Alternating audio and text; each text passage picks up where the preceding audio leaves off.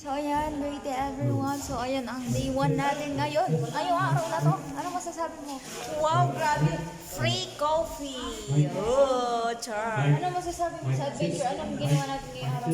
Siyempre, nagbibideo, nagsaya, kumakain, kung ano-ano. Ayan, naglakad, nag-hiking. Uy, kaya dami. Ano masasabi mo sa nanonood sa'yo? Sa mga leader? Okay, sa mga leaders ko dyan na nanonood, okay, uwi na kayo at sama na tayo.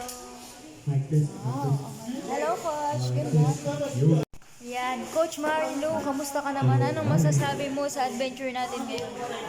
Ito, masaya, nakapasyahe. Wow. Diba? Ano-ano? Gabi, na lakad, na marami pa.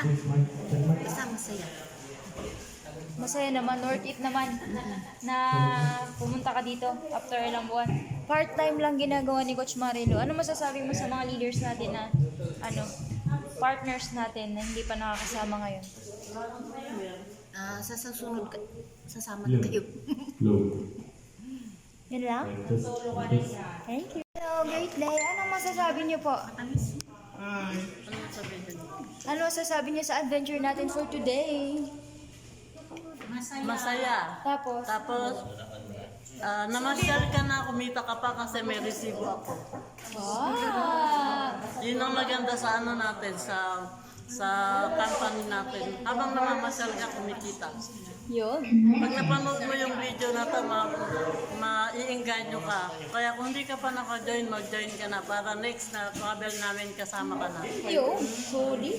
Ikaw po, Tito, ano masasabi mo? Unforgettable travel. Wow. First time po? Or second? Second? First time, ha? First timer ako lagi. Ayos, ayos. Masaya naman kami kasama. Sobrang Masaya saya. naman ang adventure natin. Masaya. Masaya. Hindi lang masaya. Wow. Ang daming saya, ah. Kayo po, ano masasabi niyo?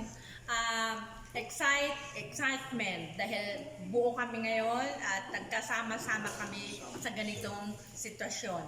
Kaya kung ako sa inyo, join na po kayo. Susunod ka na Anong kasama trabaho mo namin. dati, Coach? Yung hindi ka pa full-time? XOFW Sa?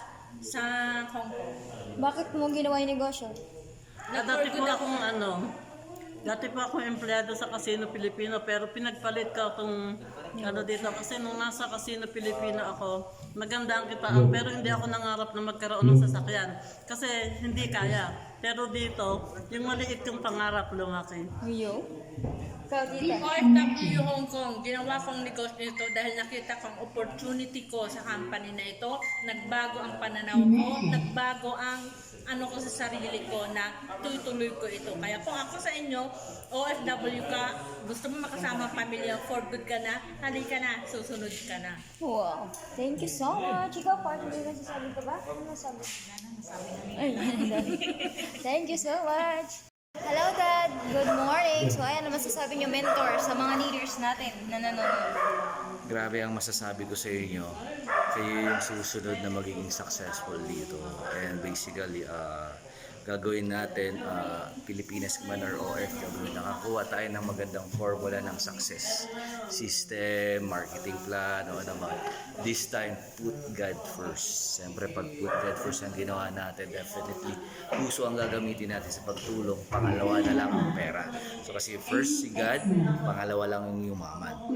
Siyempre, pag yumaman ka, marami kang tao matutulungan. So yun ang puso ng mga bawat dito, Falcons.